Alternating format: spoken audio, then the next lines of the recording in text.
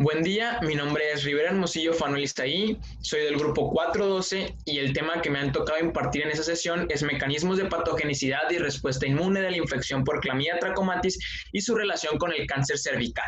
Las infecciones de transmisión sexual producidas por Clamidia trachomatis representan un problema de salud pública debido a su alta prevalencia y a las consecuencias devastadoras que ocasionan en la reproducción femenina principalmente, dado a que generan enfermedad pélvica inflamatoria, infertilidad por obstrucción tubárica y embarazos ectópicos. Cabe resaltar que las infecciones por esta bacteria son asintomáticas en el 70% de las ocasiones y tienen secuelas reproductivas porque no se detectan ni se tratan oportunamente. Es por esto que la persistencia de la infección por Clamidia trachomatis durante meses o años en el área endocervical, las infecciones repetidas o un tratamiento antimicrobiano tardío son factores que favorecen que esta bacteria invada los órganos genitales superiores como lo son los ovarios y las trompas de falopio.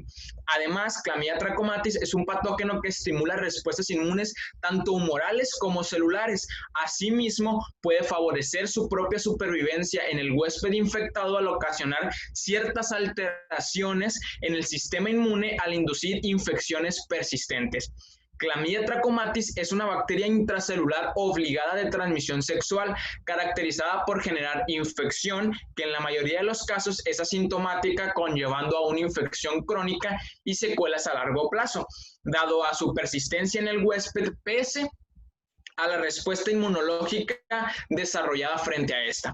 En la diapositiva podemos ver las especificaciones de dominio, filo, orden, familia, género y especie. Clamidia trachomatis puede diferenciarse en 18 serotipos que son cepas serológicamente variantes. Las causantes del tracoma están subdivididas con la letra de la A la C, las causantes de infecciones transmitidas por vía sexual subdivididas de la letra D a la K, y las que causan linfogranuloma venéreo conocidas como L1, L2 y L3.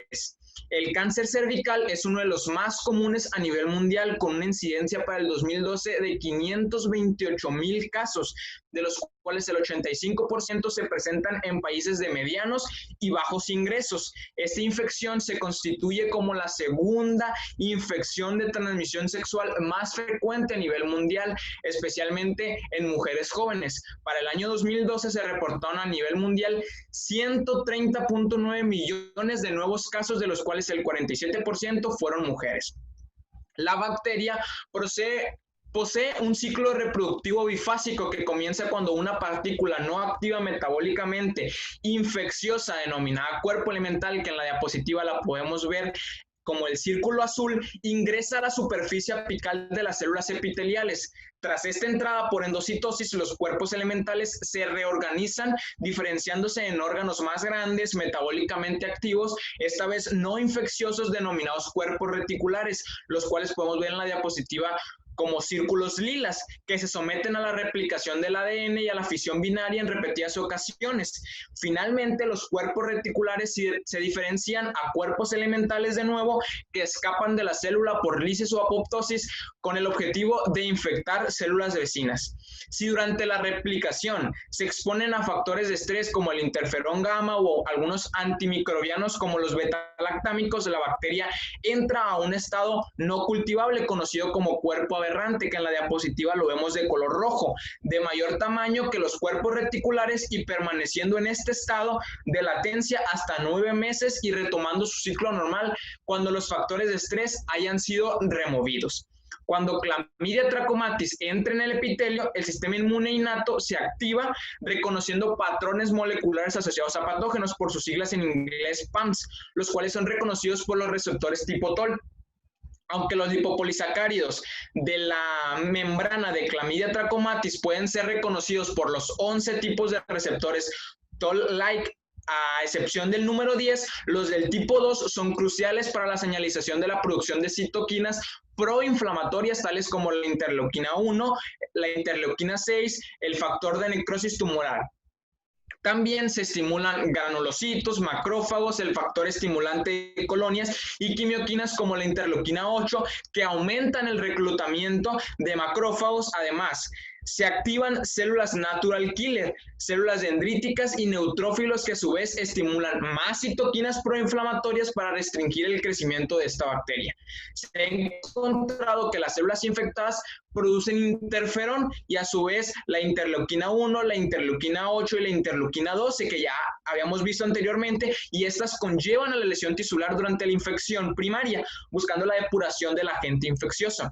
El interferón inhibe la reproducción de la bacteria, sin embargo, las concentraciones de esa citoquina es crítica para el resultado de la infección, ya que altos niveles de interferón gamma muestran una eliminación de la bacteria, mientras que bajos niveles le permiten sobrevivir sin replicarse.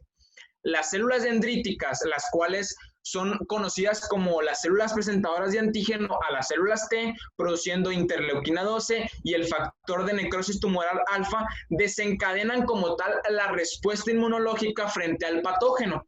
Los neutrófilos, las natural killer, son las primeras células en migrar al sitio donde está localizada esta bacteria. Según estudios in vitro, los primeros parecen jugar un papel en la reducción de la amplificación y diseminación en el punto inicial de la infección de este microorganismo dentro del tracto genital, mientras que las natural killer se asocian con la respuesta inmune temprana y la subsiguiente eliminación de la infección, viéndose potenciada su actividad en presencia de citoquinas tales como la interleuquina 12 y el interferón. Las citoquinas liberadas durante el proceso infeccioso causan vasodilatación, el aumento de la permeabilidad endotelial, activación e influjo de neutrófilos, monocitos y linfocitos T y una expresión elevada de moléculas de adhesión. Además de esto, Chlamydia trachomatis induce anticuerpos contra la proteína 60 del choque térmico, considerada marcador de persistencia de infección, relacionándose con antiapoptosis y conduciendo a la proliferación incontrolada y a la transformación neoplásica. Esta, además, genera una reacción de hipersensibilidad retardada que, por similitud con una proteína de choque térmico producida por las células epiteliales y los macrófagos, induce a un mimetismo molecular que reafirma la teoría de autoinmunidad durante la infección persistente. Otra de estas proteínas es la proteína de clamidia asociada a receptores de muerte, por sus siglas en inglés CAT. Esta es expresada al final del ciclo de la infección y la cual posee una región de dominio de muerte, inhibiendo la apoptosis. Existen varios factores por lo cual la infección por Chlamydia trachomatis se asocia a cáncer. Uno de ellos y de los más importantes es P53. P53 es el principal regulador de la apoptosis y progresión del ciclo celular en respuesta al daño del DNA, del envejecimiento y la longevidad. Por tanto, la actividad interrumpida de P53 lleva a una desregulación del ciclo celular, generando en este caso procesos cancerosos y deficientes en su expresión. Adicionalmente, la actividad de la telomerasa es frecuentemente desregulada en células cancerosas que han sido inmortalizadas y adquirido la capacidad proliferativa ilimitada. La infección persistente aumenta 2.1 veces la expresión del oncogen c-Myc. La modulación de la expresión de estos genes constituye uno de los cofactores que contribuyen a cambios neoplásicos intraepiteliales en las células cervicales metaplásicas. Además de esto, la evidencia de defectos de localización del centrosoma inducidos por Chlamydia trachomatis y la inestabilidad genómica presentes en lesiones precancerosas y cancerosas sugieren la hipótesis de que la infección puede cebar el cuello uterino progresando a neoplasia o exacerbar lesiones neoplásicas ya presentes. La infección genital por Chlamydia trachomatis se ha relacionado con el desarrollo de cáncer de cuello uterino por factores que ya los vimos en la presentación, como es su ciclo reproductivo, la naturaleza sintomática, la persistencia dentro de la célula y su capacidad de reactivación y de reinfección, la propiedad de producir lesión tisular, la intensidad de la respuesta inmunológica, la capacidad de la bacteria para modular la respuesta inmune y la complejidad de dichos mecanismos inmunes que finalmente inducen a inflamación crónica y alteraciones citológicas. Una respuesta inmunitaria adecuada es esencial para eliminar Chlamydia trachomatis. Sin embargo, esta respuesta no siempre es suficiente, ocasionando persistencia de la infección y aumentando el riesgo de cáncer de cuello uterino. Es necesario necesario mejorar las estrategias de salud pública para la detección y el tratamiento oportuno al tiempo de promover el uso de métodos de barrera para disminuir el riesgo de nuevas infecciones. Esto ha sido todo por mi parte. Muchas gracias por su atención.